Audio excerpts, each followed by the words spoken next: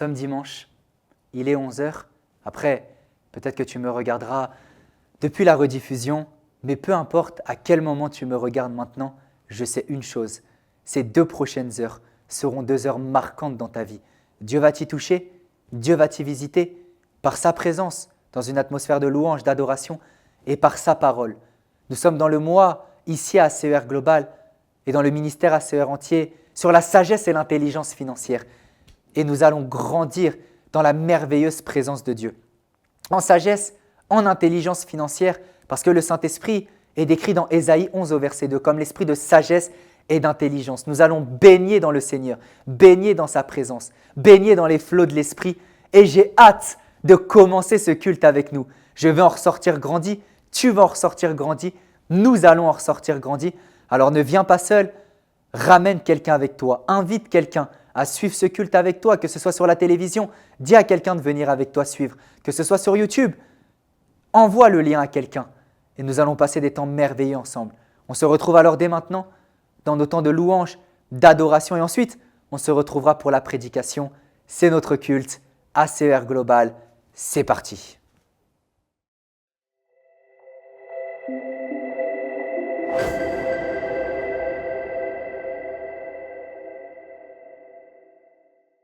Alléluia! Est-ce que ACER, vous êtes prêts? Non, moi je veux un peuple qui est en vie. Est-ce que tu es en vie? Ok, on va célébrer notre Seigneur ensemble. On va dire qu'il n'y a personne qui n'est comparable à lui, n'est-ce pas? La Bible va dire que Dieu siège au milieu des louanges de son peuple. Ça veut dire que si nous louons l'Éternel, il va se manifester. Est-ce que tu le crois? Non, est-ce que tu le crois? Ah, ok. Alors on va y aller ensemble. On va ensemble célébrer Dieu. On va ensemble tout donner, ok? Est-ce que tu es prêt? Est-ce que tu peux pousser un cri de joie?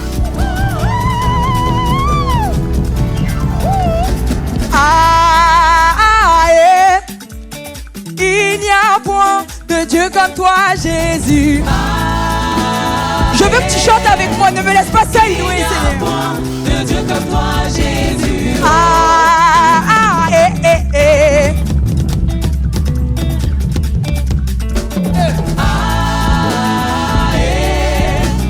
Il n'y a point de Dieu comme toi, Jésus. Oui, il n'y a point de Dieu comme toi, Jésus. Il n'y a point de Dieu comme toi, Jésus. Oui, il n'y a point de Dieu comme toi, Jésus. Je veux que tu puisses le dire. Redis-le encore.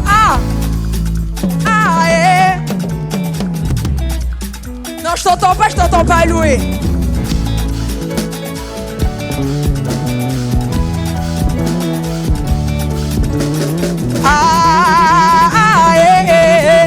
Oui, il n'y a point de Dieu comme toi, Jésus. Il n'y a point de Dieu comme toi, Jésus. Il n'y a point de Dieu comme toi. Il n'y a point de Dieu comme toi. Il n'y a point de Dieu comme toi. Il n'y a point de Dieu comme toi. Il n'y a point de Dieu comme toi. Il n'y a point de Dieu comme toi. Il n'y a point de Dieu comme toi. Il n'y a point de Dieu comme toi. On va dire. Il n'y a point de Dieu comme toi. Il n'y a point de Dieu comme toi, Jésus. Oui, il n'y a point de Dieu comme toi, Jésus. Il n'y a point de Dieu comme toi, Jésus. Si tu me vois louer, c'est parce que je suis victorieux. Que je suis victorieux. Si tu me vois louer, c'est parce que je suis victorieux. Si tu me vois louer, c'est parce que je suis victorieux. victorieux. Si tu me vois danser, c'est parce que Si tu me vois danser, c'est parce que je suis victorieux. Si tu me vois danser, c'est parce que je suis victorieux. Si tu me vois danser, c'est parce que je suis victorieux. Si tu me vois sauter, c'est parce que je suis victorieux. Sauter, c'est parce que je suis victorieux. Si tu me vois sauter, c'est parce que je suis victorieux. Tu me vois sauter, c'est parce que je suis victorieux. Oh, oh, victorieux. Oh, victorieux. Oh, oh, victorieux. Oh, victorieux. Oh, oh, victorieux. Oh, victorieux. Oh, oh, victorieux. Oh, victorieux. Oh, oh, victorieux. Oh, victorieux. Oh, oh, victorieux. Oh, victorieux. Est-ce que tu peux un peu acclamer le Seigneur? Est-ce que tu peux proclamer qu'il est victorieux? Alléluia. Est-ce que tu peux danser?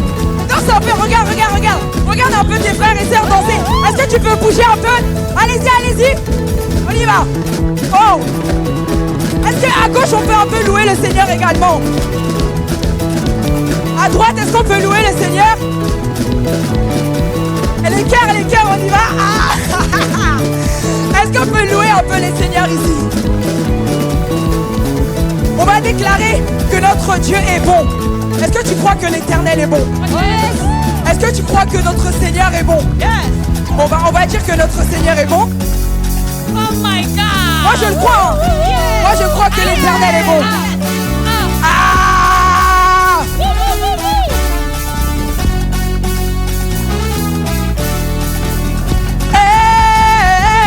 Mon Dieu est si bon. Mon Dieu est si bon. Mon Dieu est si bon. Mon Dieu est si bon. Mon Dieu est si bon. Mon Dieu est si bon. Mon Dieu est si bon. Mon Dieu est si bon. Ses faveurs sont multipliées. Ah ah ah. Sans multiplier. Ses faveurs sont multipliées. Sans multiplier. Ses faveurs sont multipliées. Sans multiplier. Ses faveurs sont multipliées. Sans On va dire multiplier. everything got double double oh. Double double oh. Everything got double double oh. Double double oh. Everything got double double oh. Double double oh. Everything got double double oh. Le peuple. Everything got. Everything got double double oh. Everything got double double oh. Everything got double double oh. Hey, mon Dieu ah. Mon Dieu est si bon. Hey, mon Dieu est si bon. Mon Dieu est si bon. Est-ce qu'on peut un peu profiter de la présence de Dieu? Est-ce qu'on peut célébrer? Est-ce qu'on peut pousser un cri de joie?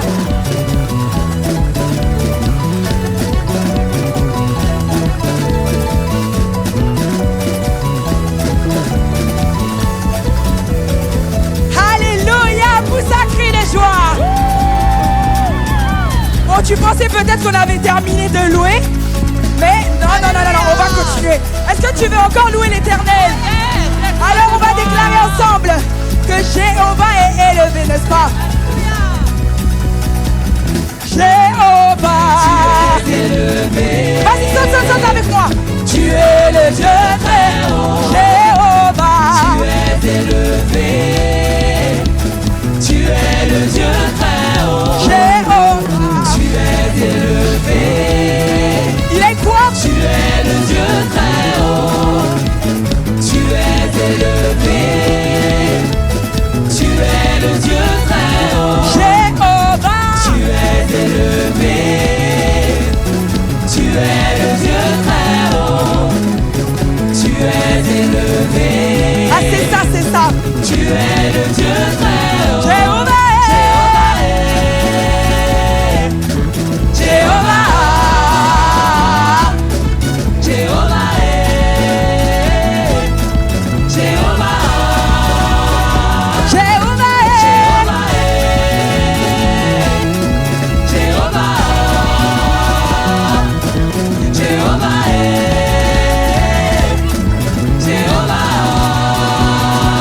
Jéhovah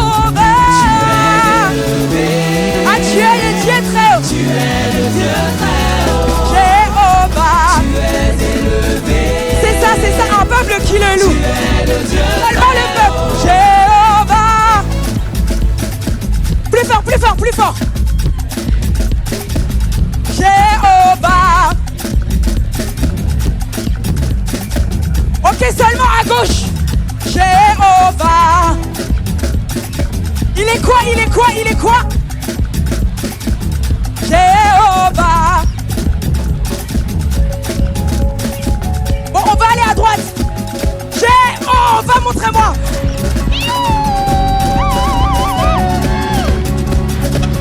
Jéhovah.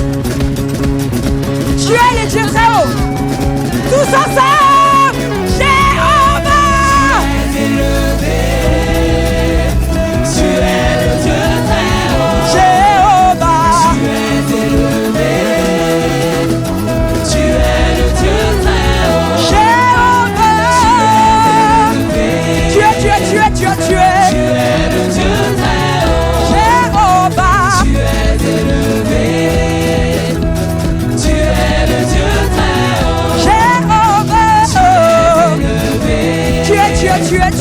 Tu es le Dieu très haut. Jéhovah. Élevé. Tu es le Dieu très haut. Jéhovah.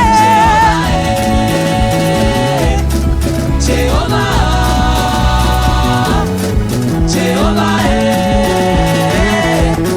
Jéhovah.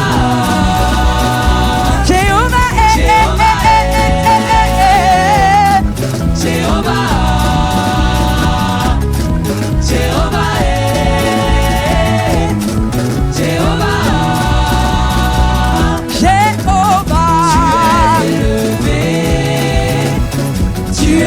Dieu très haut, tu es élevé, tu es le Dieu. Encore une fois, Jéhovah. Tu es. Tu es le Dieu très haut, Jéhovah. tu es élevé.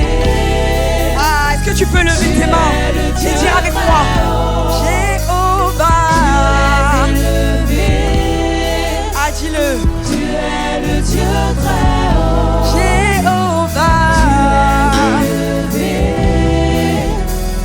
Tu es le Dieu très haut, Jéhovah. élevé. Oui, tu es le Dieu très haut. Dieu très haut, Jéhovah. élevé. Tu es le Dieu très haut. Le Dieu très Réalise-le. Jéhovah. Oui, tu es le Dieu. le Dieu très haut, Jéhovah. élevé.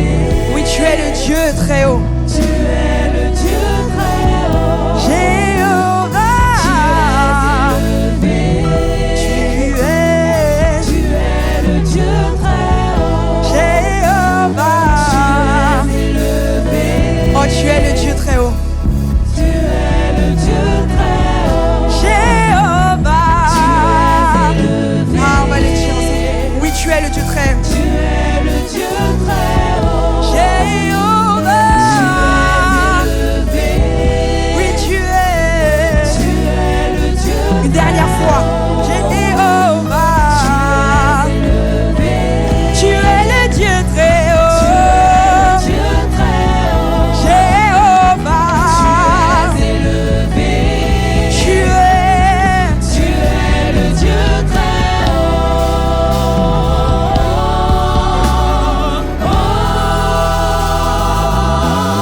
Alléluia. Est-ce que tu peux acclamer Dieu dans cette atmosphère?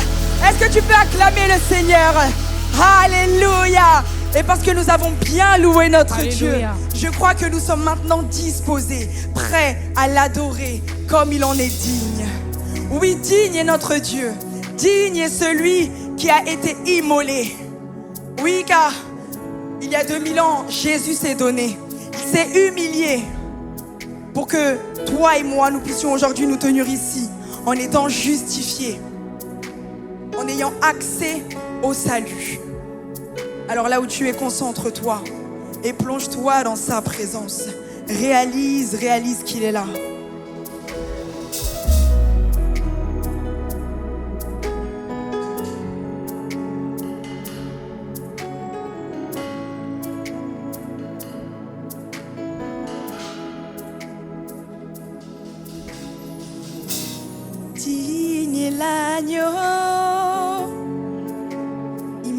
immolé, saint est le Seigneur. Est-ce que tu peux chanter?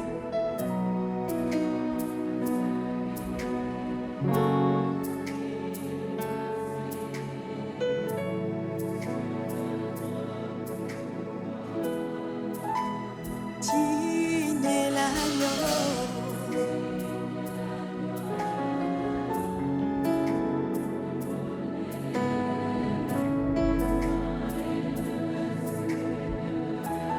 Oh, chante-lui, lève les mains et dis-lui je chante.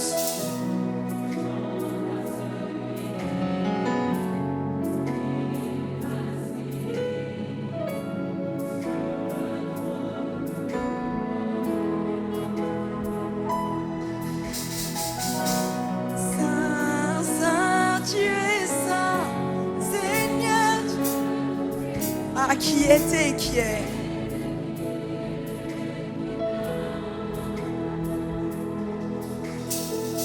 Toute la création chante louange au roi des rois. Et tu es tout pour moi, et je veux t'adorer. Moi je veux t'adorer. Moi je veux t'adorer.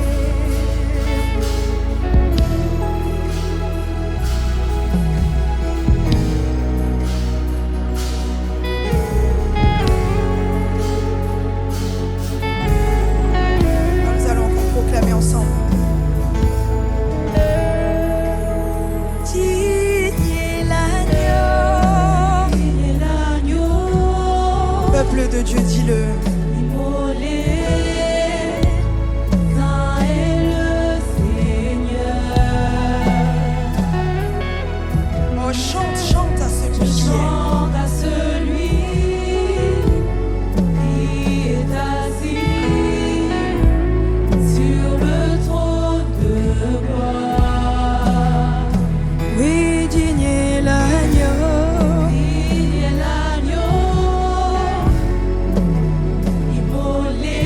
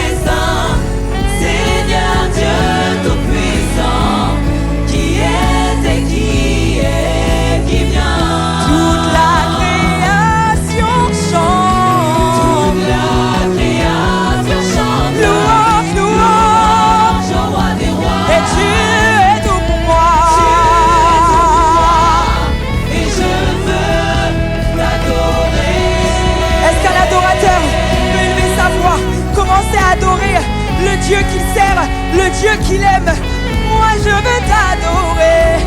Je veux t'adorer en ce lieu.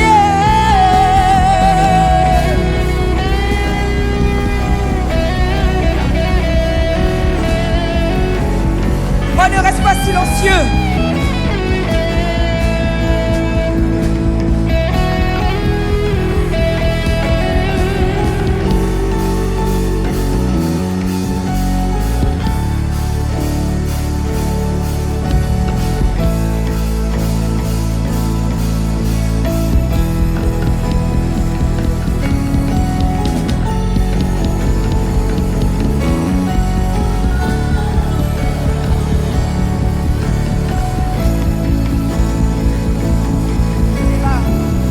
Vas-y, élève la voix, Chaleman les bébés. Crie à Dieu, dis-lui que tu l'aimes. Commence maintenant à ouvrir ton cœur. Commence à lui ouvrir ton cœur. Commence maintenant à te sentir libre dans sa présence. Oui, sens-toi libre. Vas-y, ouvre ton cœur, car il en est digne. Il en est digne. Il en est digne. Et oui, digne, digne, digne. Saint, Saint, tu es saint, Seigneur Dieu Tout-Puissant, qui est et qui vient. Toute la création chante. Toute la création chante. Et dit louange, Louange au roi des rois. et tu es tout pour moi. Tu es tout pour moi. Et je veux t'adorer. Saint, Saint, Saint, Saint, Saint, tu es saint, Seigneur. Seigneur Dieu Tout-Puissant, Oh, qui est et qui vient. toute la création chante. La création chante. Et dit louange. Louange au roi des rois. Est-ce que le peuple peut le dire? Tu es tout pour moi. Est-ce que tu peux lui dire? Et je veux t'adorer. Saint, Saint, Saint. Ah, crie à Dieu qui était. Toute la création chante aujourd'hui. Elle dit louange, louange, louange. Et tu es tout pour moi. Est-ce qu'on peut encore le redire de tout notre cœur? Peuple de Dieu, dis-le, Saint, Saint, Saint. Seigneur, qui était. Toute la création chante. Louange. Encore le peuple, encore le peuple.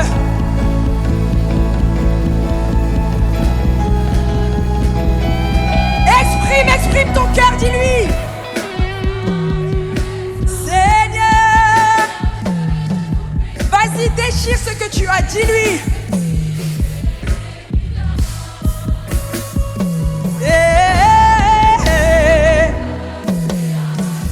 Et qu'est-ce qu'elle dit? Elle dit louange. Et tu es tout pour moi.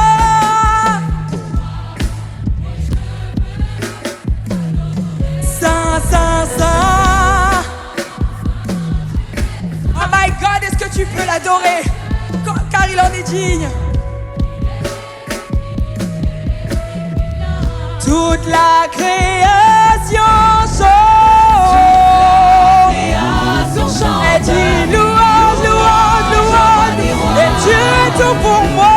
Tu es tout pour moi. Et je veux t'adorer. Saint, Saint, Saint.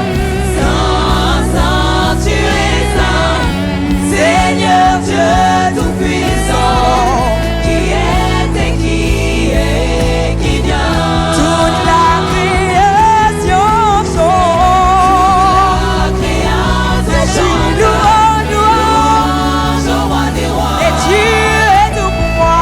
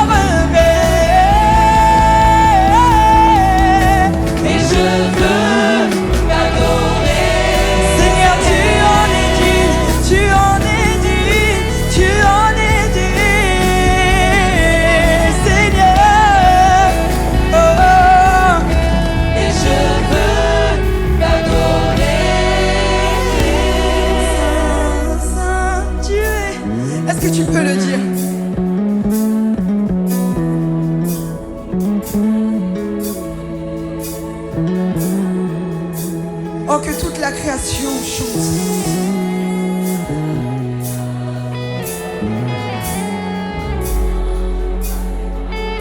Et tu es tout pour moi.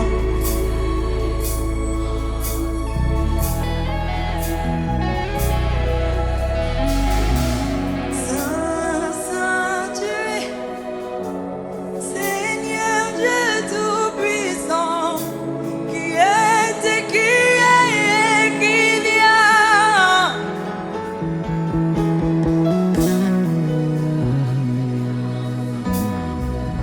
Louange, tu es tout, et je veux t'adorer. Oh, dans cette même atmosphère, Seigneur, je dis que je veux t'adorer. Je dis que ton nom est merveilleux. Je dis que je veux t'adorer. T'adorer. Je veux exprimer mon adoration. Je veux exprimer, Seigneur, ce que j'ai dans mon cœur. Je veux t'exprimer ce que je ressens. Je veux t'exprimer, Seigneur, ce que j'ai en moi.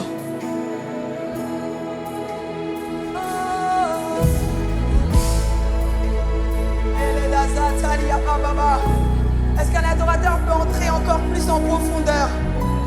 Est-ce qu'un adorateur peut encore aller maintenant dans le lieu très saint, alors que tu te tiens devant Dieu, devant l'Éternel, alors que tu te tiens devant son trône? Est-ce que tu peux maintenant l'adorer, commencer maintenant à réaliser qu'il est en ce lieu?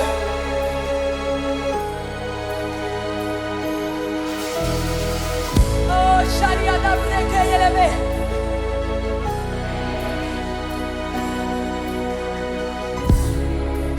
Baba, Eria dia Seleman de bebé.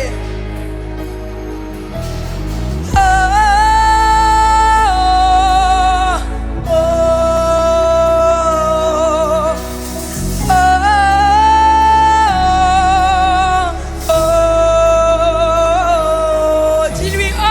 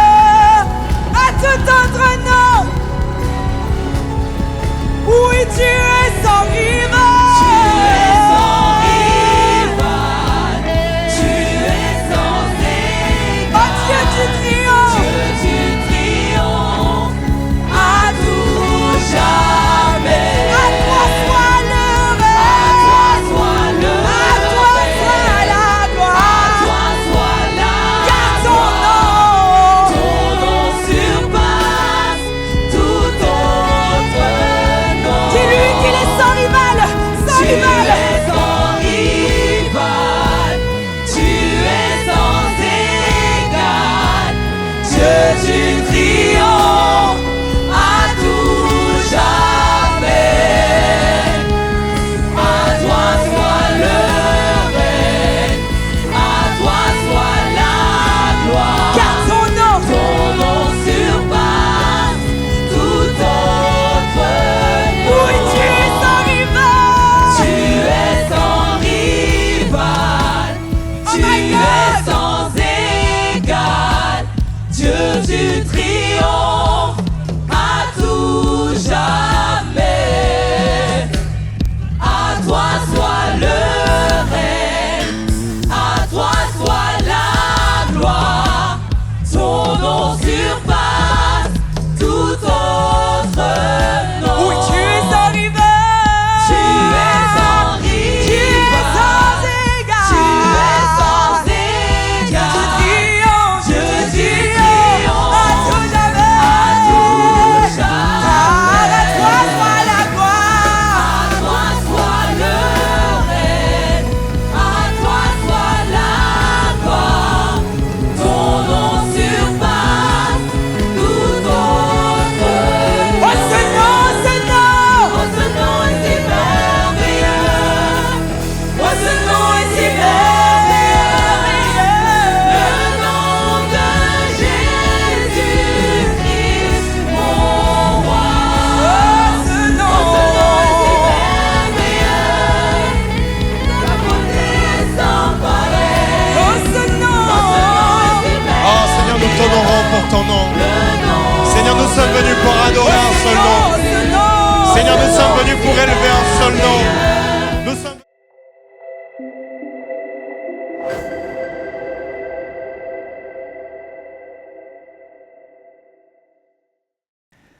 Oh, alléluia. Dans une telle atmosphère, continuons à prier. On a été bénis par la louange, bénis par l'adoration. Continuons dans cette atmosphère. Père, nous te bénissons. Kadobeli amazon tekepeliaba. Manda roko zanto peleki. Linda kapali abrasu kapeliaba. Lento kapali abrasu peleke de belie. Linto kapali abrasu katalaba. Oh Père, nous aimons ta présence. Nous chérissons ta présence. Nous avons commencé à l'expérimenter aujourd'hui et nous voulons continuer. Nous voulons plonger dans ton flot. Nous voulons plonger en toi, dans le nom de Jésus-Christ. Merci pour ta précieuse présence. Elle nous inonde, elle nous remplit, elle nous submerge. Merci mon Père et mon Dieu. Merci mon Père et mon Dieu. Merci mon Père et mon Dieu. Oh, dans le nom de Jésus, ta présence nous submerge. Père, dans la vie de mon frère, dans la vie de ma sœur qui me suit maintenant, que ta présence s'intensifie, que ta présence la remplisse, que ta présence le remplisse dans le nom de Jésus-Christ. Merci parce que nous sommes dans l'atmosphère du divin. Merci parce que nous sommes dans l'atmosphère du ciel sur la terre. Lorsque les disciples, Père, ont demandé à Jésus, apprends-nous à prier. Il a dit que ta volonté soit faite sur la terre comme au ciel. Le but de la prière, c'est d'amener l'atmosphère du ciel sur la terre. Et c'est pour ça que, Père, nous croyons que maintenant, nous vivons l'atmosphère du ciel. Tu nous as donné les arts de l'esprit. Tu nous as donné les prémices de l'esprit. Oh, nous avons maintenant, en tant qu'enfants de Dieu, la capacité de vivre le ciel sur la terre. Et nous le vivons. L'atmosphère du ciel, c'est ta présence. L'atmosphère du ciel, c'est ta gloire. Oh oui, Père, ce n'est pas le soleil qui illumine le ciel, mais c'est ta gloire qui illumine le ciel. Et parce que nous vivons l'atmosphère du ciel, ta gloire illumine nos cœurs. Dans le nom de Jésus-Christ, que ta gloire nous remplisse, que ta gloire nous saisisse, que ta gloire nous illumine. Illumine les yeux de nos cœurs. Nous ne voulons pas un culte sec. Nous ne voulons pas une parole sèche, mais nous voulons une parole qui est fraîche, assaisonnée par l'Esprit, assaisonnée de ta présence. C'était Jean qui disait, Père, au début de son épître, il a dit: Ce que nous avons vu, ce que nous avons entendu, oui, mais ce n'était pas suffisant. Ils avaient besoin d'expérimenter plus. Il a dit ce que nous avons contemplé et ce que nous avons touché concernant la parole de vie. Oh Père, donne-nous la grâce durant ce culte de ne pas seulement voir, de ne pas seulement entendre la parole de Dieu, mais donne-nous la grâce de l'expérimenter, de la contempler, de la toucher. Oh Père, ta présence rend ce culte vivant. Oui, nous entrons maintenant dans la sphère de la réalité de Dieu. Dieu est réel, Dieu est manifeste. Dieu est manifeste maintenant dans ta chambre. Dieu est manifeste maintenant dans ton salon. Dieu est manifeste maintenant là où tu te trouves. J'exerce le ministère en ta faveur et je déclare sur ta vie que la présence de Dieu est tangible, elle est palpable là où tu es. Oui, tous ensemble, nous sommes au ciel, dans l'atmosphère de Dieu, dans l'atmosphère du divin, dans les sources d'eau vive, dans les fleuves d'eau vive. C'est Jésus qui a dit, venez et buvez. Nous venons et nous buvons. C'est toi qui as dit que celui qui croit en toi, des fleuves d'eau vive coule de son sein. Oh Père, nous entrons dans les fleuves d'eau vive. Elle coule de notre sein. Elle coule de notre sein. Elle coule de notre sein. Déverse tes fleuves d'eau vive. Nous avons soif. Nous buvons aux eaux. Nous buvons aux eaux que tu nous proposes. Les eaux de ta présence. Les eaux de ton esprit. Oh, remplis-nous. Oh, remplis-nous. Conduis-nous dans la plénitude de Dieu. Nous voulons expérimenter la plénitude de Dieu. Nous voulons expérimenter le ciel sur la terre. Nous voulons expérimenter la plénitude du Saint-Esprit. Oh, nous voulons Dieu. Nous voulons boire. Nous avons soif de toi. Nous voulons expérimenter ta réalité. Nous voulons expérimenter ton toucher. Oh Père, aujourd'hui, merci parce que nous sommes comme Ézéchiel. Ézéchiel, dans Ézéchiel 37, n'est pas allé jusqu'aux chevilles. Non, il est allé plus loin. Il est allé jusqu'aux genoux. Nous n'allons pas seulement jusqu'aux genoux. Nous allons plus loin. Nous allons jusqu'aux hanches. Et lorsque nous allons jusqu'aux hanches, nous allons encore plus loin. Nous allons jusqu'à ce torrent que nous ne pouvons traverser. Oh Père, amène-nous à cette dimension de présence, à ce torrent que nous ne pouvons traverser, à ces fleuves d'eau vive dans lesquels nous nous noyons, à ce torrent qui nous conduit, qui nous emporte. Emporte-nous dans ta présence. Je proclame et je déclare l'ivresse de l'esprit chez mes frères, l'ivresse de l'esprit chez mes sœurs. Au nom de Jésus-Christ, qu'ils soient remplis de l'esprit au point d'en être ivres, emportés par l'esprit, dirigés par l'esprit, conduits par l'esprit. Au nom de Jésus-Christ. Oh Père, nous nous noyons dans ta présence. Oh, nous nous noyons dans ta présence. Quelqu'un qui se noie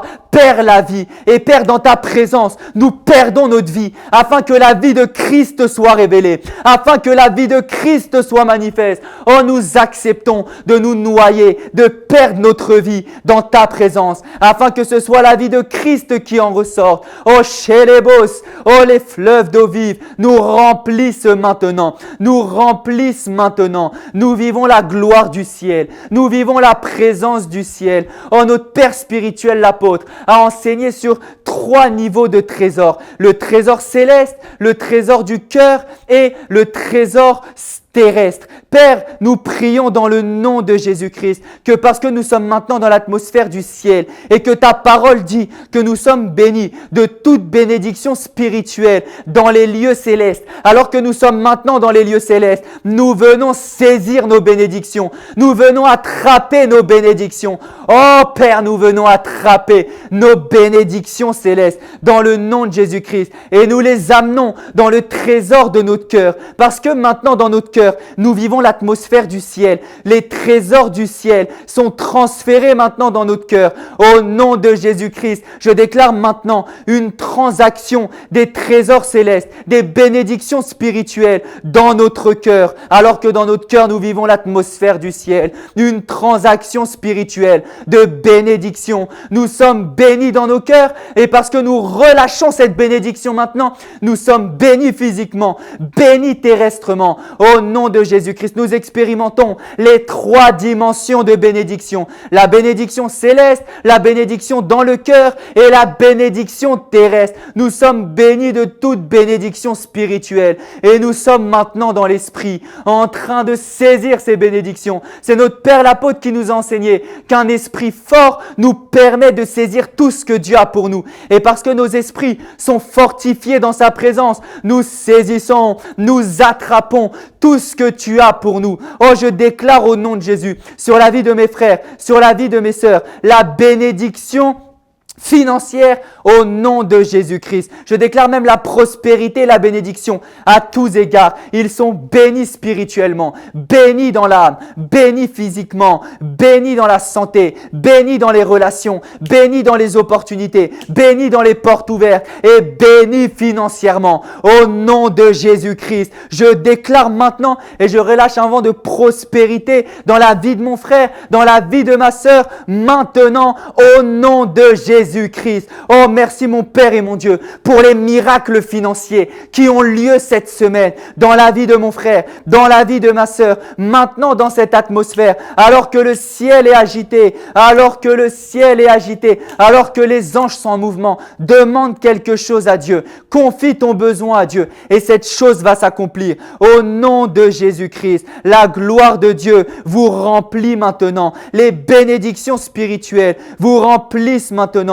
Des miracles financiers se passent maintenant au nom de Jésus-Christ. Et alors que nous sommes maintenant remplis du Saint-Esprit, la Bible nous dit dans Ésaïe 11 au verset 2 que ce Saint-Esprit est l'esprit d'intelligence et l'esprit de sagesse. Et parce que nous sommes remplis du Saint-Esprit, nous sommes maintenant remplis de sagesse, maintenant remplis d'intelligence au nom de Jésus-Christ. Alors que nous sommes dans ce mois de la sagesse et de l'intelligence financière, parce que nous sommes dans ta présence, parce que nous sommes dans la prière, parce que nous sommes dans l'esprit, parce que nous sommes au ciel maintenant. Letokate, ebrenteki, lokoteketeke palaba, rokoteke peliaba zuntelebe. Oh Père, nous vivons maintenant et nous expérimentons la plénitude de ta sagesse, la plénitude de ton intelligence. Au nom de Jésus-Christ, elle nous saisit, elle nous remplit. Mes frères et mes sœurs sont maintenant sages. Mes frères et mes sœurs sont maintenant intelligents. Moi-même, je suis sage et intelligent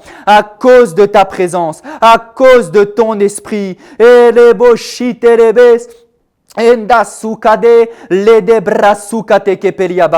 te bénissons, nous te rendons grâce. Cette présence est précieuse à nos yeux. C'est elle qui forge, c'est elle qui façonne, c'est elle qui bâtit notre vie. Oh, que cette parole soit vivante, que cette parole soit révélée, que cette parole soit fraîche dans les cœurs, mais plus que tout, que cette parole soit vécue dans les vies, au nom puissant et glorieux de Jésus-Christ. Oh, nous aimons ta présence, nous aimons ta présence, nous aimons ta présence. Oh, inonde ce lieu de ta présence. Nous avons besoin de toi. Oh, inonde ce lieu de ta présence. Nous avons besoin de toi. Oh, on va dire, viens esprit de révélation, viens esprit de révélation. Souffle sur nous, souffle sur nous. Viens, esprit de révélation, souffle sur nous et agis en nous. Nous avons besoin de toi dans cet instant. Seigneur, sois le centre de nos vies. Oh, sois le centre de nos vies. Sois le centre de nos vies. Sois le centre de nos vies. Sois l'alpha de nos cœurs. Sois l'oméga de nos cœurs. Oh, merci pour ton esprit de révélation. Tu nous révèles ta parole dans le nom puissant de Jésus-Christ. Ta parole est assaisonnée par ta présence et ta gloire. Et dans cette atmosphère, tout devient possible au nom de Jésus-Christ. Alléluia. Amen, amen, amen. Gloire à Dieu. Quelle présence de Dieu, mon Dieu. Ah, j'aime ce qui est en train de se passer. J'aime déjà ce début de culte. Je sais déjà que ce culte va être un culte merveilleux parce que je pense que vous la ressentez vous-même. La présence de Dieu est palpable. La gloire de Dieu est palpable. Et c'est beaucoup plus facile de prêcher lorsque l'atmosphère de Dieu est à son comble, lorsque l'atmosphère de Dieu est à son paroxysme, lorsqu'il y a la plénitude de Dieu. Et je sens la plénitude de Dieu ici. J'ai envie de sauter, j'ai envie de courir, j'ai envie vraiment de passer ce culte avec vous dans le feu de Dieu, dans la présence de Dieu. My God, je sens le feu de Dieu qui m'envahit, je sens le feu pour la prédication et je sais que cette prédication va tous nous enflammer, va tous nous travailler et va tous nous faire du bien. Gloire à Dieu. Nous honorons premièrement le Seigneur, le merveilleux Seigneur Jésus-Christ qui vient de nous remplir de sa présence et avec qui nous allons passer tout ce culte. À vrai dire, tout ce culte du début à la fin, nous le passons avec lui et nous le bénissons de nous toucher, de trouver bon et agréable, de nous faire du bien en ce jour de culte. Alléluia, nous bénissons et nous honorons notre précieux Seigneur au nom de Jésus.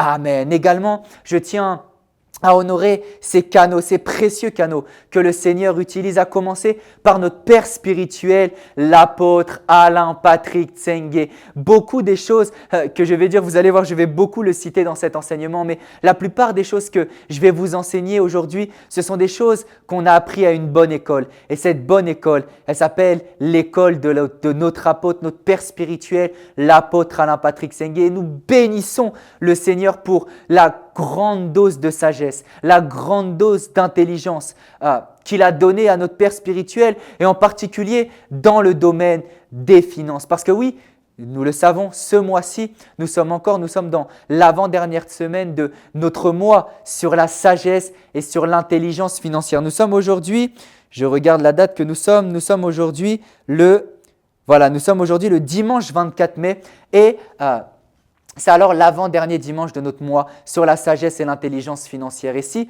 nous nous tenons pour vous prêcher ces choses, c'est parce que cette sagesse et cette intelligence que nous allons vous communiquer nous a déjà été communiquée par notre Père spirituel. Et encore une fois, nous bénissons le Seigneur pour sa vie. Nous bénissons également le Seigneur pour la vie de notre mère spirituelle, la First Lady des ministères ACER, le pasteur Paulette Tsengue, qui a un exemple de sagesse, un exemple d'intelligence, un exemple même de développement financier. C'est une femme de Dieu ouante, une grande prédicatrice, mais qui a des entreprises à côté, qui prospère financièrement à côté. Et c'est ce à quoi nous aspirons ici à l'ACER. Oui, nous aspirons à manifester la puissance de Dieu, la puissance dans la guérison, la puissance dans le prophétique, la puissance dans tous ces domaines-là, mais également la puissance financière. Et le pasteur Paulette est un exemple de puissance aussi bien dans l'onction que dans les finances. Et nous bénissons le Seigneur pour la vie de notre mère spirituelle. Nous bénissons également le Seigneur pour la vie du pasteur Marine qui est le pasteur d'ACER Global avec moi et qui gère cette église, je le crois, ce sera à vous de le dire, d'une main de maître. Et nous bénissons le Seigneur pour le prix qu'elle paye, pour le travail qu'elle fournit. Elle-même porte une réelle grâce dans la sagesse et dans l'intelligence financière, une grâce de laquelle moi-même je m'inspire. Vous le savez, nous sommes fiancés et nous passons donc beaucoup de temps ensemble et c'est personnellement l'un des domaines dans lesquels je m'inspire le plus d'elle. Elle porte une grâce dans la sagesse, une grâce dans l'intelligence qui moi-même me bénit énormément. Et la semaine prochaine, elle nous a bénis la semaine dernière par un puissant message et elle reviendra la semaine prochaine pour nous bénir avec un nouveau message. Donc nous bénissons le Seigneur pour sa vie. Nous bénissons également le Seigneur pour la vie de toute l'équipe d'Évangile TV sans qui rien de cela ne serait possible. Cette chair, c'est un des membres d'Évangile TV qui l'a posée, qui l'a nettoyée. Ces choses que vous voyez derrière moi, ces lumières que vous voyez, elles ont été allumées par quelqu'un. Ces lumières que vous voyez pour bien me voir, même la qualité d'image, même le son, toutes ces choses, même le fait qu'on ait tout simplement un culte, même le fait que ce soit diffusé maintenant en direct sur Évangile TV, c'est parce qu'une merveilleuse équipe s'y est attelée. Nous bénissons le Seigneur pour la vie de chacun des membres de l'équipe d'Évangile TV qui permet à ACER Global d'être diffusé maintenant en direct. Gloire à Dieu. Je vais alors vous apporter un message qui s'appelle le cœur d'un sage. Je vous avais promis il y a 2 semaines, j'avais beaucoup parlé, je vais vous faire un petit résumé de ce que je vous ai dit la semaine dernière, mais je vous avais beaucoup parlé du principe d'étudier. Et si vous n'avez pas vu ce message, vous pouvez le retrouver sur YouTube. Mais là, je vais parler de quelque chose d'encore plus profond. Je vais parler du cœur d'un sage. Et ce message aurait même pu s'appeler d'une autre manière. Le titre qu'on aurait pu donner à ce message, c'est « Les 2 lieux de la sagesse ». Aujourd'hui, je vais vous montrer qu'il y a 2 lieux dans la sagesse. Aujourd'hui, je vais vous montrer qu'il y a 2 endroits où la sagesse est développée. Je vais vous montrer également l'importance de la restauration de l'âme pour prospérer financièrement. Je vais vous montrer comment être restauré et également c'est quoi bibliquement la restauration de l'âme. On va voir également les caractéristiques d'un cœur sage. Bref, on va voir beaucoup de choses ce soir et je crois qu'on va être béni. Il y a énormément de choses à dire. Je n'aurai pas le temps de tout dire, mais je crois que le Saint-Esprit, dans sa sagesse, il sélectionnera et il prendra les choses dont vous avez besoin. Et j'aimerais commencer de cette manière-là. Il y a 2 semaines à CER Paris, notre Père spirituel, l'apôtre, nous a enseigné sur le même thème, la sagesse et l'intelligence financière. Et le fondement de son message, c'était qu'il y avait 3 trésors que l'être humain possède. Le premier trésor, vous avez vu, ceux qui étaient attentifs à ma prière pendant qu'on était en train de prier, j'ai prié pour ça, j'ai prié dans cette direction. Et j'ai prié dans cette direction parce que l'apôtre nous a donné une puissante révélation dessus. Et j'aimerais revenir dessus. L'apôtre nous a parlé de 3 trésors que l'être humain possède. Le premier, c'est ce qu'on appelle le trésor spirituel ou le trésor céleste. C'est-à-dire que la Bible va dire qu'on a été béni de toute bénédiction dans les lieux célestes en Jésus-Christ. Ça veut dire qu'on a un trésor qui se trouve au ciel, que Jésus-Christ nous a acquis par la croix. Dans notre esprit, nous avons un trésor. Regardez, j'ai une excellente nouvelle à vous annoncer. Vous tous qui êtes nés de nouveau, vous tous qui êtes chrétiens, vous tous qui êtes enfants de Dieu, vous avez maintenant dans votre esprit toutes sortes de bénédictions.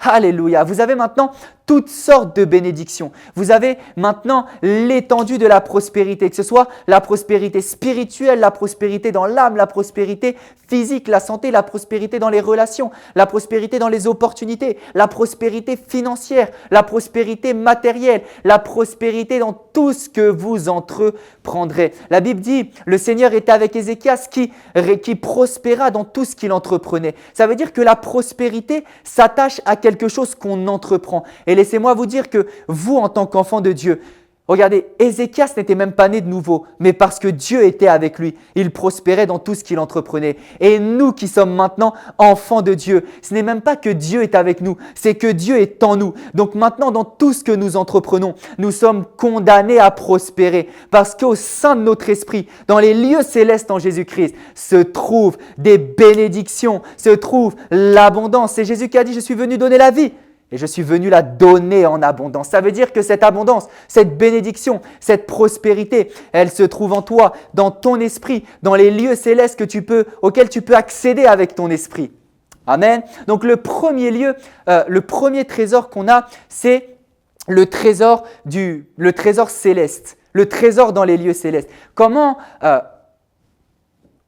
on va dire faire descendre ce trésor dans le deuxième lieu qu'on va voir et qui est le trésor du cœur? C'est très simple, c'est par la connaissance et la révélation de la parole de Dieu. La Bible dit, vous connaîtrez la vérité et la vérité vous rendra libre. Ça veut dire que la clé de la libération, c'est la connaissance de la vérité. Et de la même manière, la connaissance de la vérité a la capacité de libérer toutes les bénédictions qui se trouvent dans le trésor céleste et de les amener dans le trésor de votre cœur. Donc c'est en connaissant la parole de Dieu, en connaissant votre identité d'enfant de Dieu, en la proclamant, en la déclarant, en ayant conscience, en agissant conformément à cette nouvelle nature que nous avons reçue, de personnes bénies, de personnes prospères, que cette bénédiction est libérée, relâchée et qu'elle est transférée dans le deuxième lieu, le deuxième trésor qui est le trésor du cœur. Et je vais beaucoup parler du trésor du cœur parce qu'on va voir que la sagesse, en vérité, le lieu principal de laquelle est née,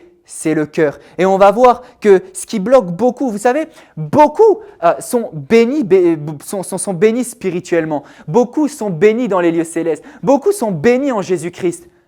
Mais pourtant, ils vivent même une prospérité physiquement, tangiblement, matériellement, qui est plus faible que celui d'un païen, d'un inconverti, qui n'est même pas né de nouveau, qui n'a même pas l'Esprit de Dieu en lui, qui n'a même pas reçu l'héritage, le glorieux héritage de Jésus-Christ. La Bible dit dans Éphésiens, c'est dans Philippiens 4 au verset 18, que c'est Jésus-Christ qui pourvoit selon sa glorieuse richesse. Ça veut dire que certains, quand ils appliquent les bons principes, Dieu pourvoit selon sa glorieuse richesse. Mais nous, Dieu ne pourvoit pas seulement selon sa glorieuse richesse. Il nous a déjà donné la plénitude et l'étendue de sa glorieuse richesse. Mais pourtant, la réalité est la suivante. Énormément de chrétiens qui sont bénis spirituellement ne sont pas bénis matériellement, ne sont pas bénis physiquement. Il y a un problème dans le transfert entre le trésor spirituel, le trésor céleste et le trésor terrestre. Et on a vu qu'il y a les 3 trésors. Et alors, on peut en déduire une chose, c'est que très souvent, le problème se trouve à mi-chemin entre le trésor céleste et le trésor terrestre. Et je vous ai expliqué qu'à mi-chemin entre le trésor céleste et le trésor terrestre, il y a, comme l'apôtre nous l'a expliqué, ce qu'on appelle le trésor du cœur. Et c'est là que tout va se jouer. Le cœur, c'est le lieu dans lequel grand nombre de bénédictions qui sont appelées à se manifester de manière physique, tangible, palpable, c'est là qu'elles se retrouvent bloquées. Mon Dieu, c'est là qu'elles se retrouvent bloquées. On est béni spirituellement, béni dans les lieux célestes. Mais pourquoi on ne le vit pas de manière concrète? Parce qu'entre ce trésor numéro 1 et ce trésor numéro 3, il y a un deuxième trésor qu'on ne considère pas assez, duquel on ne prend pas soin, mais pourtant qui va tout déterminer. Parce que le cœur est la porte d'entrée de ce flot de bénédiction, de ce transfert de bénédiction. Ta bénédiction peut être transférée, mais si dans ton cœur, vis-à-vis de la prospérité, il y a encore des forteresses, tu ne le vivras jamais. Et on va voir que toute ta bénédiction matérielle, financière, physique, dépend de ce qui se passe dans ton cœur. Et c'est pour ça que la parole va nous dire la chose suivante, c'est l'apôtre Jean qui va parler, il va dire « Bien-aimé, je souhaite que tu prospères à tous égards, comme prospère l'état de ton âme. » Ça veut dire que notre prospérité va dépendre de l'état de notre âme. Vous savez, la chose la plus importante, ça peut vous paraître choquant, mais le domaine le plus important pour manifester la prospérité, c'est même pas l'esprit, parce que dans l'esprit, c'est déjà fait. Jésus-Christ a déjà accompli le travail. Pour être béni dans l'esprit, on n'a rien eu besoin de faire, on a juste eu besoin d'accepter Jésus. Mais ce qui va déterminer que toute notre vie maintenant soit bénie, c'est l'âme. L'apôtre nous enseigne souvent que l'âme, c'est la porte de l'esprit. Vous voyez, c'est-à-dire que l'âme joue un rôle de porte. Et l'apôtre nous enseigne souvent que le cœur, c'est notre être intérieur. Le cœur, c'est notre être profond. Le cœur, c'est l'esprit plus l'âme. Le cœur, c'est l'esprit plus l'âme. Mais je suis en train de vous expliquer que dans les lieux célestes, on est béni. Que dans l'esprit, on est béni. Mais que dans le physique, on n'est pas encore béni. Donc ça veut dire que le problème ne vient pas du ciel. Le problème ne vient pas de l'esprit. Mais le problème vient de l'autre partie du cœur qu'on appelle l'âme. Parce que l'âme, c'est une porte qui, si elle n'est pas restaurée, ne laissera pas la bénédiction passer. Une âme non restaurée, c'est une porte fermée à la bénédiction dans ta vie. Et une âme restaurée, c'est une porte ouverte au flot de la bénédiction dans ta vie. Quand tu comprends ça, tu comprends alors comment pouvoir prospérer, comment pouvoir abonder dans tous les domaines de ta vie. Donc, j'aimerais poser ces bases. Bien-aimé, je souhaite que tu prospères, 1 Jean 3,2. Bien-aimé, je souhaite que tu prospères à tous égards. Plutôt 3 Jean 1,2. Bien-aimé, je souhaite que tu prospères à tous égards, comme prospère l'état de ton âme. Donc ici, la Bible est en train de nous donner la réponse. C'est là que ça bloque. C'est même pas dans l'esprit, c'est déjà fait. C'est dans l'âme. Donc ici, on va parler du cœur parce que oui, le cœur est le lieu où la sagesse se développe. Mais on va parler particulièrement de l'âme aujourd'hui. Parce que l'âme, on va aller en profondeur dans le cœur. La Bible dit que la parole de Dieu est tranchante et efficace. Elle sépare esprit et âme. Donc ici, par la parole de Dieu, on va aller en profondeur. Je pourrais vous dire, oui, oui, tout dépend du cœur, mais même dans le cœur, vous devez comprendre c'est quelle partie du cœur. Parce que si je vous dis juste, c'est le cœur, vous tous qui connaissez les enseignements de l'apôtre et qui savez que le cœur c'est l'esprit plus l'âme, vous allez croire que le problème est spirituel, alors que le problème n'est pas spirituel, il vient de l'âme. Donc ici, oui, c'est le cœur, mais c'est cette partie précise du cœur qu'on appelle l'âme. Le lieu, regardez, je vais commencer par là et ensuite j'irai dans le cœur. Parce que je vais vous expliquer qu'il y a 2 lieux dans la sagesse. Mais je sens d'aller dans cette direction-là. Mon Dieu, je ne vais même pas dans mon message. Je sens vraiment le flot de l'esprit. Et je sens que Dieu va nous parler. Regardez, je vais retrouver cette partie du message de base. C'est ce que j'étais censé prêcher en dernier dans ce message. Mais le Seigneur m'y conduit maintenant. Il y a 5 dimensions de prospérité que notre apôtre, l'apôtre Alain Patrick Tsenge, nous enseigne. Premièrement, il y a la prospérité dans l'esprit. Deuxièmement, il y a la prospérité dans l'âme.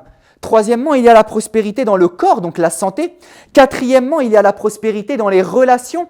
Et cinquièmement, il y a la prospérité dans les finances. Donc ce sont les 5 dimensions de prospérité que notre Père spirituel, l'apôtre, nous enseigne. Et ici, je vous ai expliqué que la plus importante, le point central de la prospérité, selon 3 Jean 1,2 que je viens de lire, c'est l'âme.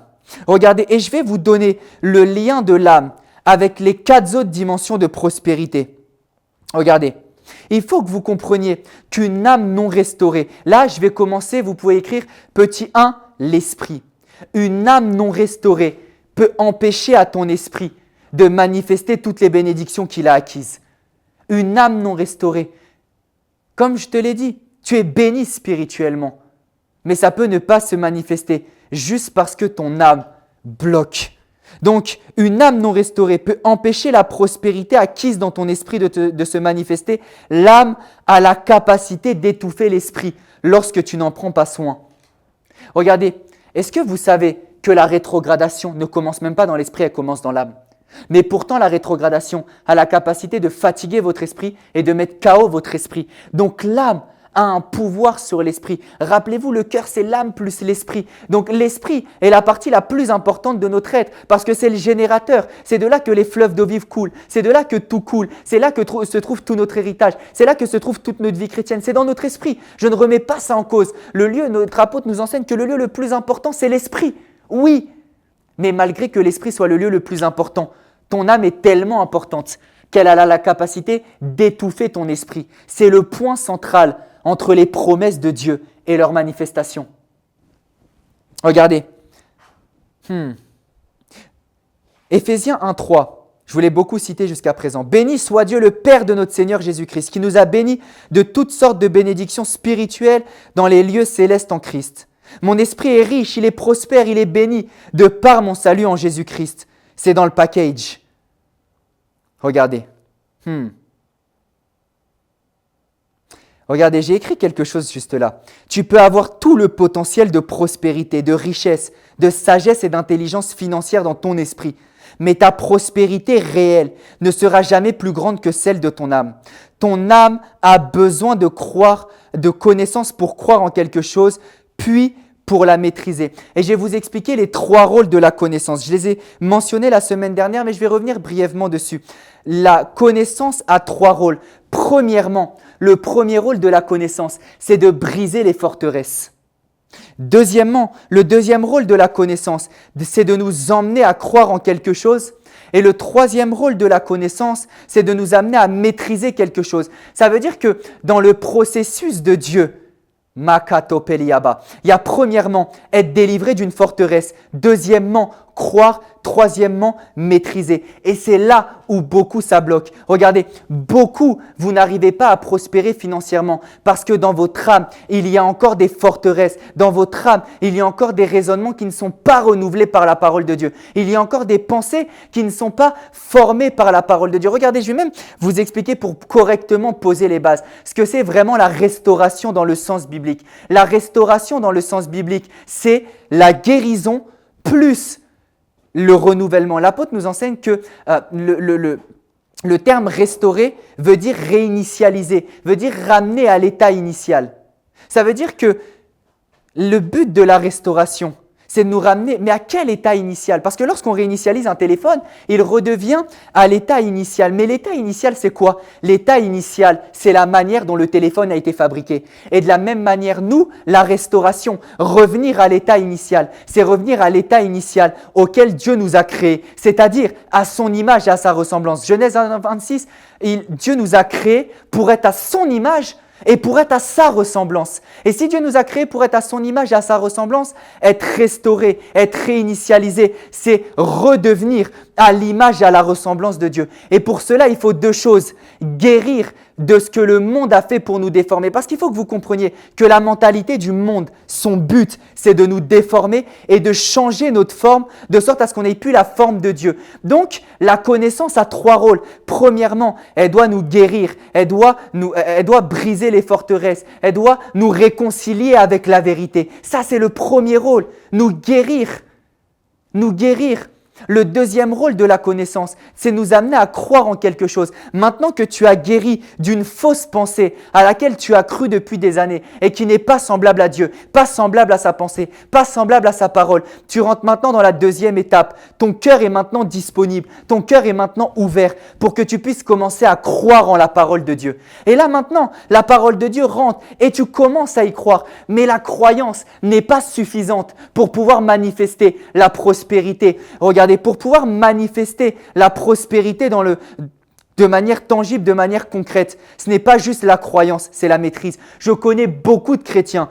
Les forteresses ont déjà été enlevés. Les forteresses ont été brisées. Ils ont été guéris de tout leur faux raisonnement. Ils ont été guéris de toute la manière dont le monde, dont leur éducation, dont les blessures du passé, dont les traumatismes, dont toutes ces choses-là, dont peut-être la pauvreté dans laquelle ils ont vécu. Ils ont guéri de toutes ces choses-là. Et maintenant, ils arrivent à croire en la volonté de Dieu, en la vérité de Dieu, comme quoi Dieu les veut bénis, comme quoi Dieu les veut prospères.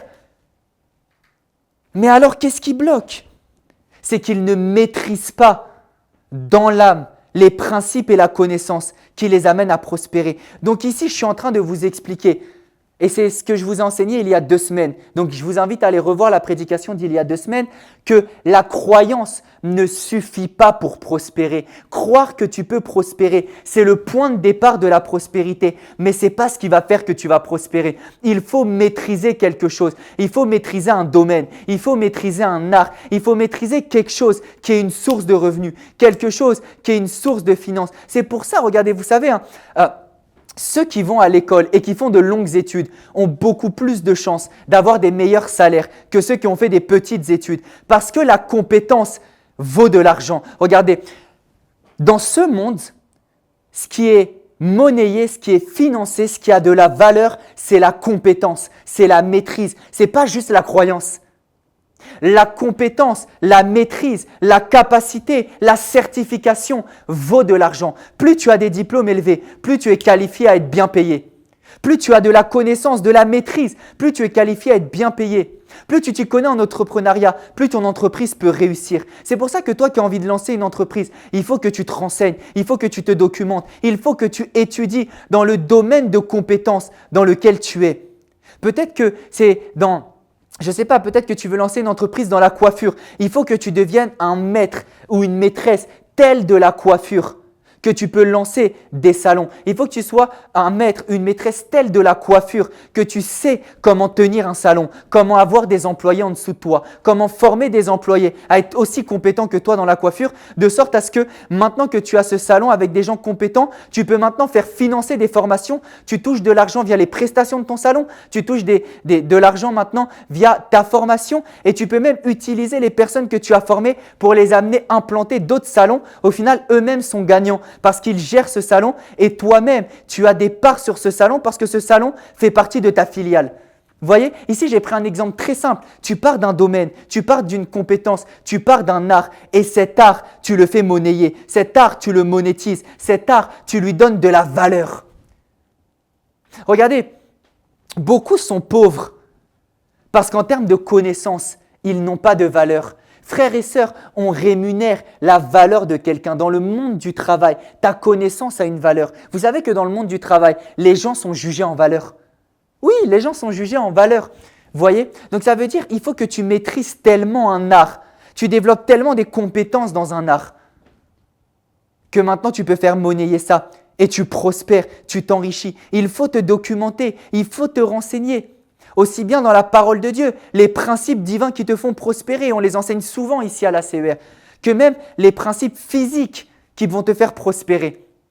L'épargne, l'investissement et ensuite par exemple, il y a des lois spécifiques à chaque branche, à chaque domaine. Vous me suivez? Voyez donc, la connaissance a 3 rôles. Premièrement, te guérir, te restaurer. Deuxièmement, t'amener à croire à quelque chose. Et troisièmement, t'amener à maîtriser quelque chose. Comprenez ça, la restauration d'une âme. Ce n'est pas juste, my God, la restauration d'une âme. Ce n'est pas juste pleurer, oh Seigneur, ta présence me fait du bien. Je décide de pardonner à mon père. Je décide de pardonner à ma mère. Non, ce n'est pas juste ça, la restauration. Bien sûr que ça en fait partie. Parce que dans la restauration de l'âme, il y a la restauration des émotions. Mais la plus grande restauration de l'âme, ce n'est pas juste la restauration des émotions. Ce n'est pas juste la guérison des blessures. Mais c'est également le reformatage, le renouvellement de l'intelligence par la parole de Dieu. La Bible dit ne vous conformez pas au siècle présent. Vous voyez, le but du siècle présent, c'est de nous conformer, c'est de nous déformer, nous faire prendre une forme contraire à Dieu, de nous blesser. Il dit ne vous conformez pas au siècle présent parce qu'il sait que ça nous fait prendre une autre forme. Mais soyez transformés par le renouvellement de l'intelligence. Soyez transformés par le renouvellement de l'intelligence. C'est-à-dire que le renouvellement de l'intelligence, il nous transforme. Et c'est ça la vraie restauration. Regardez, est-ce que vous voulez que je vous choque un petit peu? Est-ce que vous savez que les blessures, les traumatismes, ce n'est pas juste quelqu'un qui t'a insulté, ce n'est pas juste quelqu'un qui t'a violé, ce n'est pas juste quelqu'un qui t'a tapé, ce n'est pas juste quelqu'un qui t'a fait ça. Est-ce que tu sais que grandir dans une famille pauvre, c'est une blessure? Regardez, en fait, une blessure, physiquement, une blessure, c'est toute chose qui se passe dans le corps qui va contre le cours naturel du fonctionnement du corps. Et de la même manière, une blessure dans la vie chrétienne, c'est toute chose qui va contre le cours naturel de qui on est en Christ. Ça veut dire que si Dieu nous appelle à vivre dans la prospérité, à avoir grandi dans une famille pauvre, c'est une blessure pour ton âme. Parce que pendant des années, tu as cru que être pauvre, c'était normal. Et c'est comme ça, vous savez, regardez, my God, j'aimerais que vous compreniez qu'une blessure, c'est pas juste quelqu'un qui t'a insulté, c'est pas juste quelqu'un qui t'a fait mal. Est-ce que vous savez que des fois, une blessure ne fait pas mal? Des fois, une blessure ne fait pas mal. L'autre jour, je me suis réveillé, j'avais un bleu à un endroit de mon corps et je ne savais pas d'où il venait, je ne savais pas pour quelle raison. Il ne me faisait même pas mal, mais pourtant, il était bel et bien visible sur mon corps. Et c'est ce qu'on peut appeler une blessure. C'est un hématome. J'avais un hématome sur mon corps. Il était visible, mais il ne me faisait pas mal. Mais pourtant, il était là. Et si j'appuyais dessus là, par contre, il me faisait mal. Vous voyez? Donc, ça veut dire qu'il y a des blessures. Tant qu'on n'appuie pas dessus, elles ne font pas mal. Vous voyez?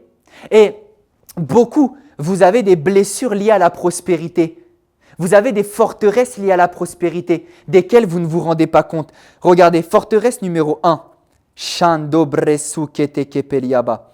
Manto kopolia brashu kete peliaba. Manto kopoliaba. Regardez. De l'état du cœur naît la racine de nos motivations. Regardez, premier signe que tu es blessé dans ton âme par rapport à la prospérité. 1. Tu n'aspires pas à prospérer. Premier signe d'une blessure dans ton âme.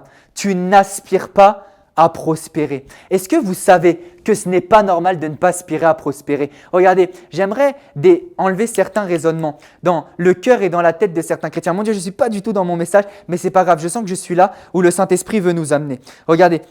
Si tu n'aspires pas à prospérer, je vous ai dit, le premier signe d'une blessure dans ton âme liée à la prospérité, c'est que tu n'aspires pas à prospérer. Ça, c'est le premier signe. Tu n'aspires pas à la prospérité. Ce n'est pas normal pour un chrétien qui a accès à la prospérité de ne pas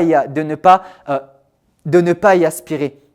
Ce n'est pas normal. Toi qui n'aspires pas à la prospérité, qui te dit « ça ne m'intéresse pas, je n'ai pas envie d'être prospère », sache que ce n'est pas normal. 1. Parce que c'est ta nature de prospérer. De la même manière qu'un chat fait miaou, qu'un chien fait ouaf, un chrétien prospère. C'est dans notre nature.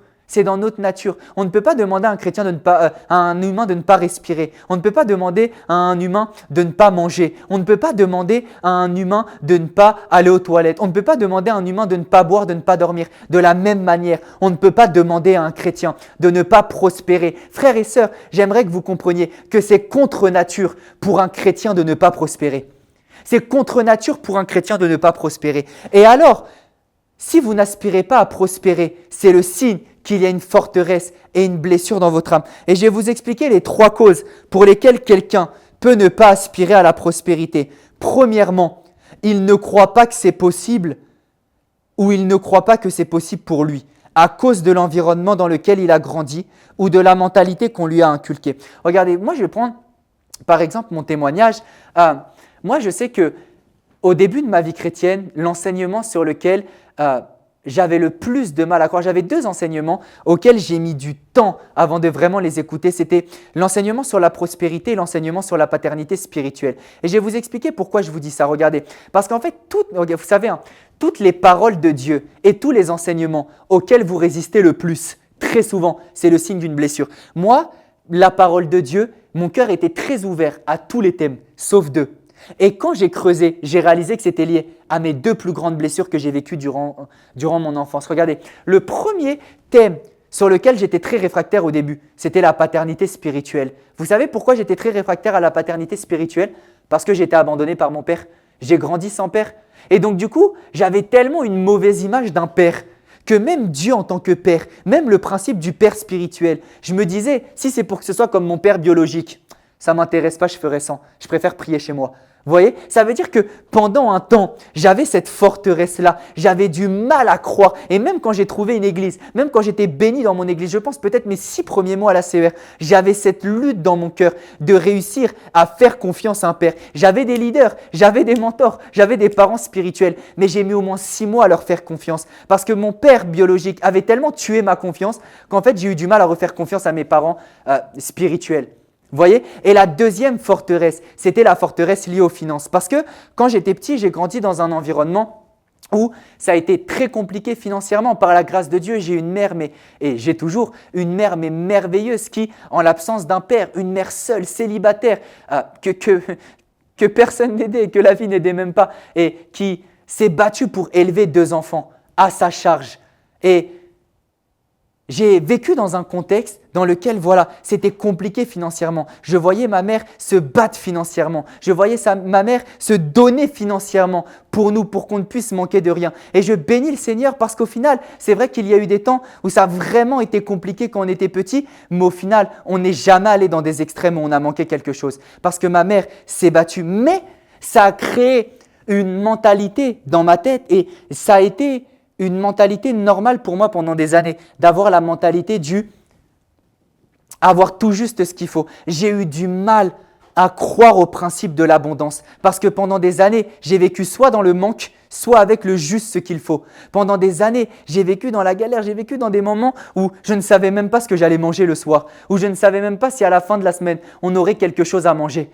Vous voyez, où je ne savais même pas si à la fin de la semaine, on aura un logement ou des choses comme ça. Vous voyez, et donc du coup, dans cette mentalité, moi, je me suis dit que c'était normal d'être dans le manque, que c'était normal d'être tout juste. Et donc du coup, quand je suis arrivé en Christ et qu'on m'a expliqué qu'il y avait l'abondance, surtout dans un ministère comme la CER, où on prêche beaucoup l'abondance financière parce que, mine de rien, la parole de Dieu en parle énormément et c'est un des mandats que Dieu a donné à l'apôtre et c'est totalement la volonté de Dieu. Moi, j'ai mis du temps à y croire parce qu'en fait, j'avais cette forteresse-là.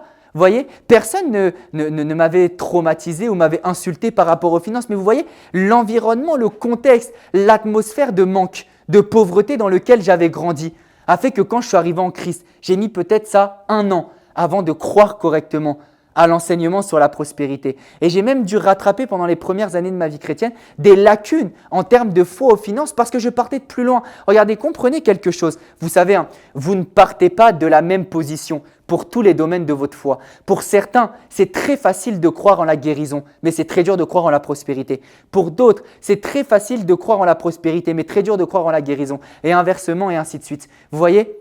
Les domaines dans lesquels vous accorderez facilement la foi, c'est les domaines dans lesquels vous n'avez pas été blessé ou vous avez été guéri.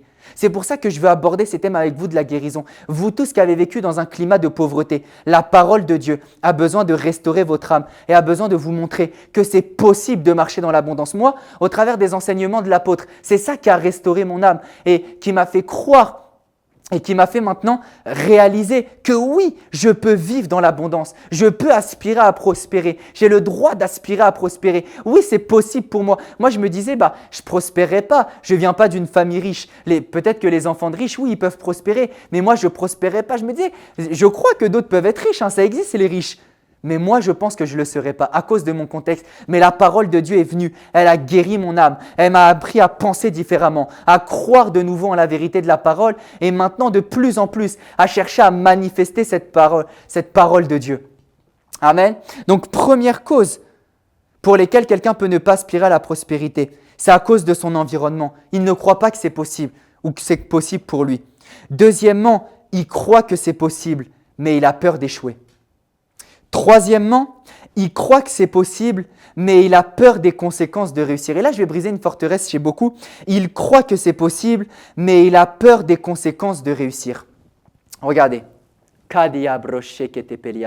Père, donne-moi la sagesse de déconstruire cette forteresse. Regardez, beaucoup vont se baser sur le passage, et c'est même le passage de référence que je voulais prendre de base, le passage de Marc 10 du jeune homme riche, et beaucoup vont dire qu'il est dur pour un riche d'hériter du royaume des cieux. Et beaucoup de chrétiens aspirent à la prospérité, mais ont peur d'être riches.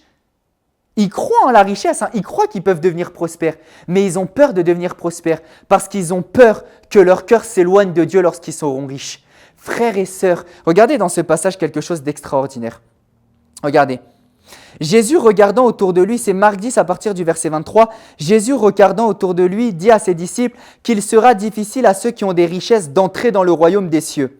Les disciples furent étonnés de ce que Jésus parlait ainsi. Ensuite, regardez la suite. Et reprenant, il leur dit, regardez, c'est-à-dire que même Jésus va se corriger lui-même. Mes enfants, qu'il est difficile à ceux qui se confient dans les richesses d'entrer dans le royaume de Dieu. La première fois, il dit que c'est difficile pour ceux qui ont des richesses d'entrer dans le royaume de Dieu. Mais la deuxième fois, il dit que c'est difficile pour ceux qui se confient dans leurs richesses d'entrer dans le royaume de Dieu. Il y a une différence entre les deux. C'est pas difficile pour ceux qui ont des richesses d'être chrétiens, d'être fumants, d'être dans le royaume de Dieu, d'avoir un cœur qui appartient à Dieu. C'est juste d'avoir un cœur qui se confie dans les richesses qui nous éloignent de Dieu. C'est pour ça qu'il va dire qu'on ne peut pas servir deux maîtres. C'est soit Dieu, soit mammon. Mais frères et sœurs, être prospère ne veut pas dire aimer l'argent. Être prospère ne veut pas dire aimer l'argent plus que Dieu. Et j'aimerais débloquer cette forteresse, tuer cette mentalité dans vos cœurs. Frères et sœurs, vous pouvez être très riches et très consacré à Dieu, très riche et avoir un cœur de renoncement à soi, très riche et avoir un cœur de sacrifice, très riche et très humble, très riche et très passionné de Dieu, très riche et très passionné de son œuvre, très riche et très passionné de sa présence. Vous pouvez être riche et avoir un cœur qui aime sincèrement Dieu. Beaucoup croient que dès lors qu'ils deviendront riches, leur cœur se perdra. Oui, ils peuvent devenir riches, mais leur amour pour Dieu partira. Et du coup, dans un souci de garder leur amour pour Dieu, ils se disent, entre la richesse et mon amour pour Dieu, je préfère garder mon amour pour Dieu. Frères et sœurs, dans le package, il y a les deux. Frères et sœurs, les vrais chrétiens selon Dieu, ils sont riches, ils sont prospères à tous égards, mais leur cœur aime Dieu, leur cœur aime l'onction, leur cœur aime la présence de Dieu, la parole de Dieu, leur cœur est obéissant à Dieu, leur cœur est prêt à tout pour Dieu. Ce que Dieu nous reproche, et ce que Dieu peut reprocher à quelqu'un, c'est pas d'être prospère, c'est d'aimer cette finance plus que l'argent. Du moment que tu aimes Dieu plus que tes finances, Dieu te fera prospérer. Dieu te fera prospérer. C'est pour ça, vous comprenez maintenant pourquoi la richesse vient du cœur, pourquoi la prospérité vient du cœur. Vous comprenez mieux? Regardez. Une deuxième chose, je vous avais dit que le premier signe que votre âme n'est pas restaurée, c'est ne pas aspirer à la prospérité. Deuxième signe que votre âme n'est pas restaurée, que vous avez été blessé dans votre âme, vous aspirez à la prospérité, mais pour les mauvaises raisons. Matthieu 6 au verset 21. Car là où est ton trésor, là aussi sera ton cœur. Ici, Matthieu 6 au verset 21, pour moi, c'est le verset biblique des motivations. Car là où est ton trésor, là aussi sera ton cœur. Ok, regardez. Donc ici, il est en train de nous dire que la direction que prend notre cœur, c'est la direction que prend notre trésor. Ça veut dire qu'ici, notre trésor dépend de nos motivations. Et ici, regardez, il y a un type de chrétien blessé qui ne croit pas en la prospérité. Et il y a un autre type de chrétien blessé qui n'aspire pas à la prospérité. Ça, c'est ceux dont je vous ai parlé avant. Mais il y a un autre type, un autre signe d'une personne blessée, un autre type de personne blessée. C'est qu'ils aspirent à prospérer, oui, mais ils aspirent à prospérer pour les mauvaises raisons. Et j'ai une question à te poser. Est-ce que tu aspires à prospérer pour glorifier Dieu ou est-ce que tu aspires à prospérer pour prendre une revanche sur la vie? Regardez, une particularité de la restauration, c'est qu'elle nous sort de l'esprit de revanche.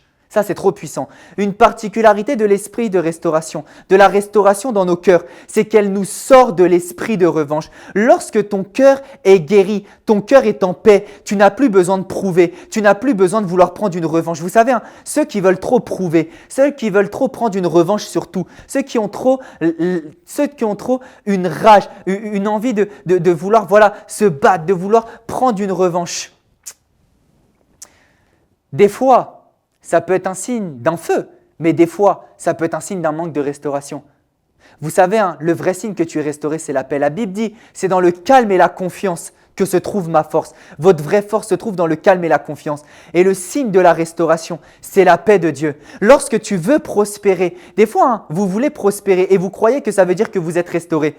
Checkez votre cœur. Des fois, vous voulez prospérer, mais il n'y a pas la paix dans votre cœur. Parce que vous voulez prospérer pour les mauvaises raisons. Vous voulez prendre une revanche. Vous voulez vous venger. Frères et sœurs, la vraie restauration vous met en paix. Vous n'avez plus besoin de vous venger.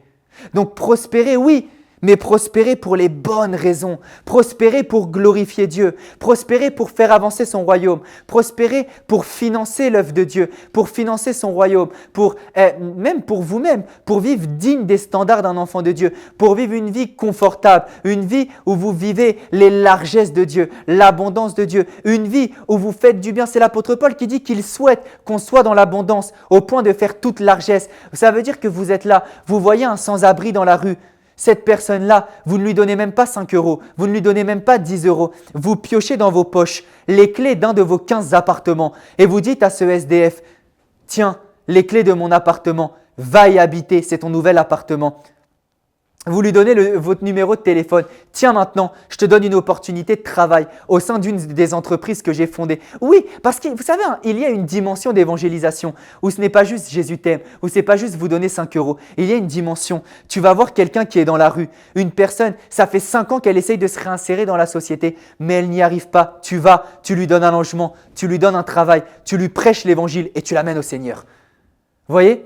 Pour faire du bien. C'est quand même Jésus qui va dire dans les évangiles que celui qui a prêté à l'orphelin, qui a donné à l'orphelin, qui a donné à celui qui était nu, c'est comme s'il donnait à lui-même.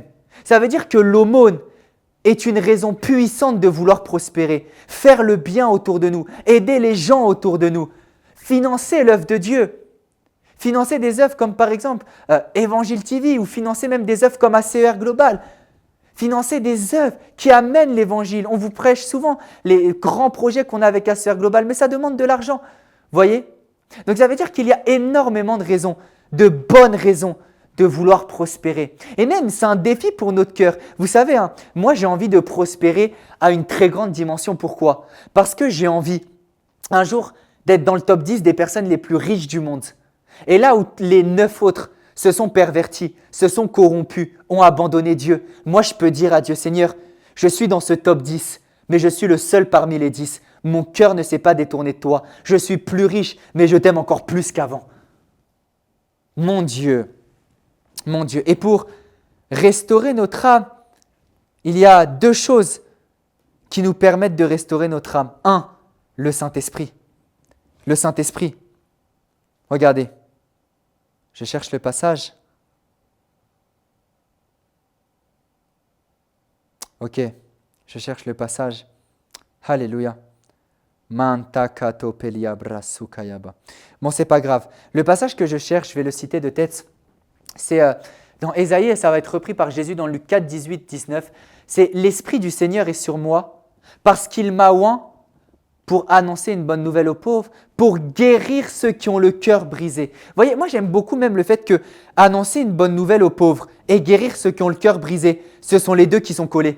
Donc ça veut dire que des fois, pour annoncer la bonne nouvelle aux pauvres, il faut guérir les cœurs brisés. Je vais même reformuler ça. Des fois, annoncer la bonne nouvelle guérit ton cœur. Regardez, annoncer la bonne nouvelle aux pauvres guérit le cœur du pauvre et le cœur guéri du pauvre le sort du pauvre vers la richesse.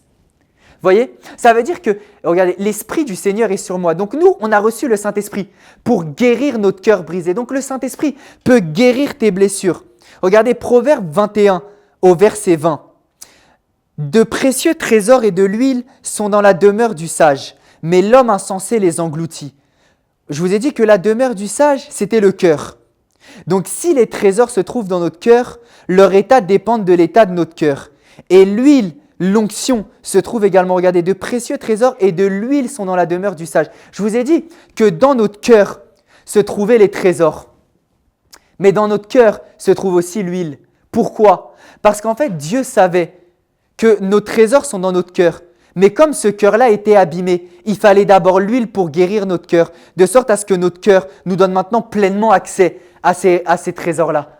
Donc les trésors ne sont pas accessibles dans notre cœur s'il n'y a pas l'huile à côté. C'est pour ça qu'il y a les trésors et qu'il y a l'huile à côté. Parce que l'huile, c'est l'huile du Saint-Esprit, l'onction du Saint-Esprit qui guérit ton cœur, qui restaure ton cœur, qui restaure ton âme. Et la deuxième chose qui guérit ton cœur, c'est très simple, c'est la parole de Dieu. Laissez-vous transformer par le renouvellement de l'intelligence, la parole de Dieu, la connaissance de la vérité. Vous savez que des fois, le manque de restauration, c'est pas pleurer. Le manque de restauration, des fois, c'est juste ne pas savoir quelque chose. Et lorsque tu as accès à la vérité, tu es restauré. Donc, le Saint-Esprit, la parole de Dieu et également la connaissance dans les domaines dans lesquels vous voulez prospérer et exaucer. Ce sont ça les trois clés qui vous permettent d'être restaurés dans votre âme. La clé de la restauration de l'âme, c'est le Saint-Esprit plus la parole de Dieu, plus la maîtrise de ton domaine en question. My God, si juste tu appliques cet enseignement. De base, je voulais parler des 2 lieux de la sagesse. Je voulais parler de la sagesse du cœur. Parce que la Bible dit acquiert la sagesse avec ton cœur. Donc ça veut dire que c'est le cœur qui nous permet d'acquérir la sagesse. C'est dans Ecclésiaste, c'est Salomon qui va dire « J'ai cherché la sagesse de tout mon cœur ». Ça veut dire que c'est le cœur qui nous permet de chercher la sagesse. Donc la sagesse naît dans le cœur. La crainte de l'Éternel est le commencement de la sagesse. Mais la crainte de l'Éternel se trouve où? Ça se trouve dans le cœur. Donc ça veut dire que la sagesse naît dans le cœur, mais elle vient dans l'intelligence. C'est pour ça que, avant de vous parler de l'étude, je vous ai parlé de l'état du cœur. Parce que la sagesse naît dans le cœur. Mais notre cœur doit être en bon état pour que cette sagesse soit transférée du cœur jusqu'à la tête. Et pour que cette sagesse devienne une sagesse de la tête, une sagesse où on a beaucoup de connaissances, où on est très fort, où on est très compétent, où on a beaucoup de maîtrise. Vous savez, même des fois, vous pouvez être très compétent dans quelque chose, mais parce que votre âme n'est pas restaurée, mon Dieu, parce que votre âme n'est pas restaurée, parce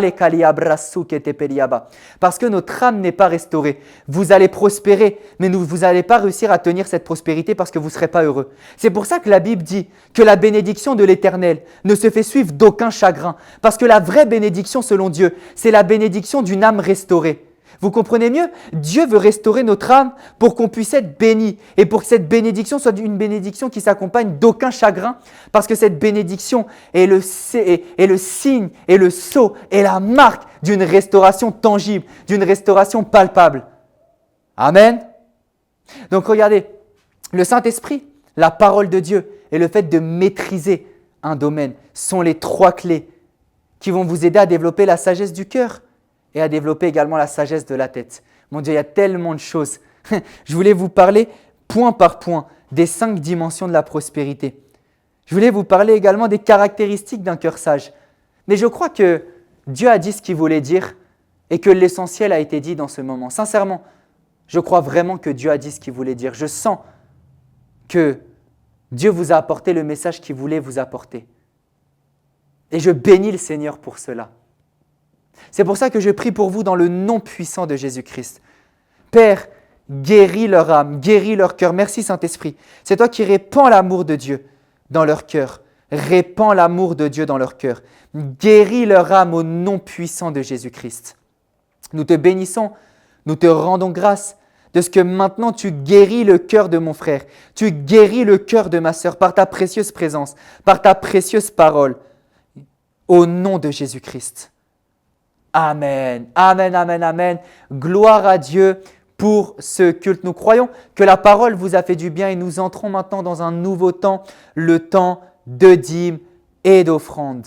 Oui, nous sommes dans le mois de la sagesse et de l'intelligence financière. Il y a des principes financiers, des principes célestes, des principes spirituels qui nous aident à prospérer, qu'on vous enseigne à la CER, qui sont le principe de la dîme et de l'offrande. Et c'est pour ça que nous entrons dans ce temps de dîme, dans ce temps d'offrande.